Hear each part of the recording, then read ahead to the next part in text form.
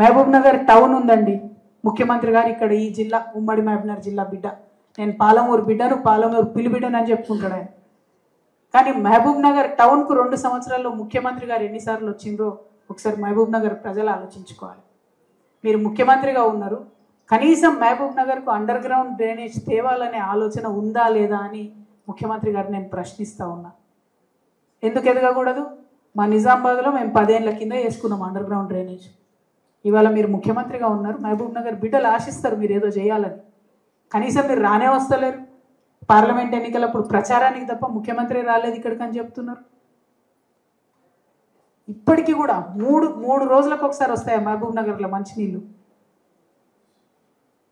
మేము తెలంగాణ ఉద్యమంలో చెప్పేది మహబూబ్ నగర్లో నిలబడి, ఇప్పుడు వారానికి ఒకసారి వస్తున్నాయి, మేము తెలంగాణ రాగానే అన్ని కరెక్ట్ చేస్తాం, 24 గంటలు వస్తాయని చెప్పేది.